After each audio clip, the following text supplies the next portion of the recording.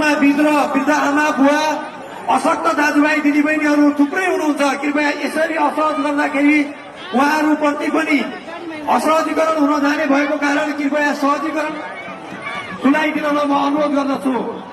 यथा स्थानमा हामी संयम भएर सहजीकरणको बाटो खुलाइदिन म अनुरोध गर्दछु। आदरणीय पार्टी सभापतिज्यूलाई अगाडि आउने वातावरण बनाइदिन म सम्पूर्ण सुदूरपश्चिमेली दाजुभाइ दिदीबहिनीहरूमा विनम्र अनुरोध गर्दछु। कृपया बाटो खुलाइदिन अनुरोध गर्दछु। गाडीको अगाडिको साथीहरूले बाटो खुलाइदिन अनुरोध गर्छु।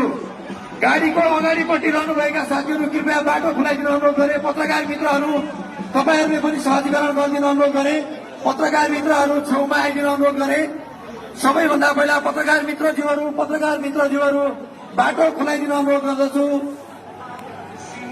सम्पूर्ण आमा बुवा दाजुभाइ दिदीबहिनीहरू कृपया सम्पूर्ण व्यक्तित्वहरूले संयम भएर बाटो खुलाइदिन अनुरोध गर्दछु। त्यो गाडीको नजिक नआइकन संयमित भएर बस्दिन अनुरोध गर्दछु। कृपया गाडीबाट बाटो खुलाइदिन अनुरोध गरे।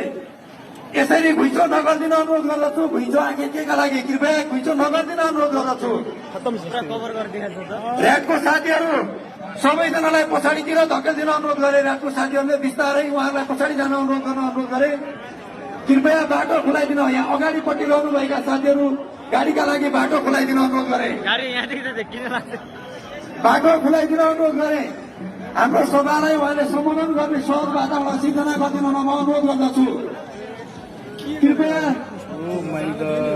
कृपया सहज वातावरण सिर्जना गरिदिन अनुरोध गर्दछु। यो मञ्चको अगाडिपट्टि रहनुभएका सबै व्यक्तिहरूलाई यताउता लागिदिन अनुरोध गरे।